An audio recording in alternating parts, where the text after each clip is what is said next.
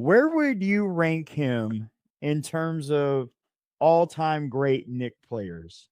Because already in his career and already in this postseason, he has shown that he is a very clutch player, and he at times has put the team on his back. So where would you rank him in terms of the all-time great Knick players if he is the reason that they go up 3 games to nothing and maybe even win the finals? He's certainly got to be in the conversation for one of the top guys ever to play for the franchise, I think. He was one of those guys that you knew was really good, but you didn't quite know what it would be like for him to be able to carry the team. And I think what has happened here is this is a classic case in the NBA where your superstar just needs one more guy to really help him out. The Knicks have been close the last couple of seasons, and Jalen Brunson has really been able to carry as much as he's been able to, but you knew that he was one player away. And Karl Anthony Towns has been that guy for him, been able to really put him over the top.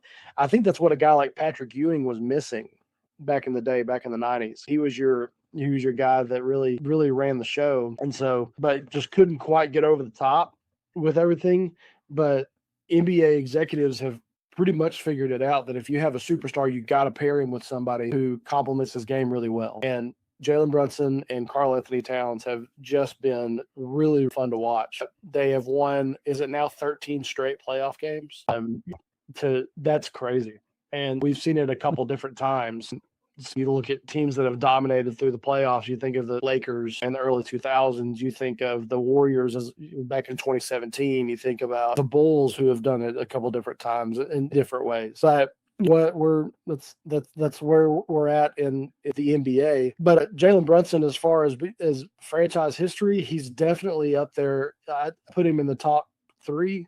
If he goes up 3-0 against the Spurs, and ultimately if he can sweep the Spurs, this is a guy that's really cemented a good portion of his legacy already early on in his career. He's a pretty young guy in the NBA. Let me look up. I'm not sure how old Jalen Brunson is at this point, but he's 29. Okay, he's got good years left to play in the NBA, and this could be something that we could see this happen going forward. Just a really dominating performance after performance for him and for the Knicks. Exciting to see. For sure. He's one of these guys that has just really come through and played well, and I'm looking forward to what he's got coming next. He's a college basketball champion, 2-time champ over at Villanova, and so maybe he can add another trophy to his trophy case here by beating the Spurs in the NBA Finals. And I think that, like we've said many times over, the city of New York is going to go absolutely ballistic. And what a better way if they can sweep the Spurs and finish this thing off in the Garden. This is going to be an insane thing to watch. And so I'm looking forward to it, really.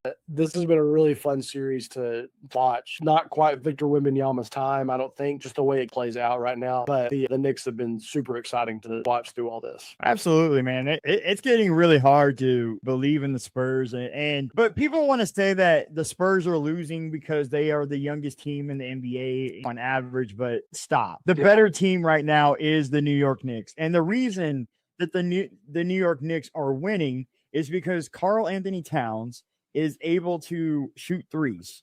So now that is taking Wemby outside the paint, outside the down low in the box, and where he's most dominant and where he can use his long arms for those blocks and steals and contested shots and all that.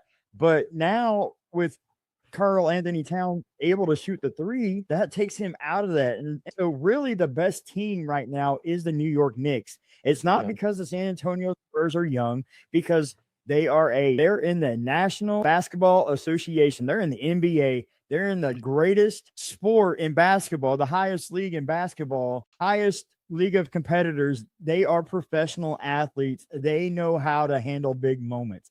It's not that they're so young that they can't handle it. It's the New York Knicks are just that much better right now. And they continue to dominate. They continue to dominate the boards, and they continue to dominate. And Jalen Brunson has put the team on his back. And I have to say that he's probably going to go down as one of the greatest Knicks, especially if they pull this off. And I mean, now it's back in Madison Square Garden. It's back in New York. They have a chance to close it in New York the next game. This has been an interesting series to cover for sure, because you look at a guy and going into these playoffs, you really had a good feeling about Wembanyama and pairing up with a guy like De'Aaron Fox.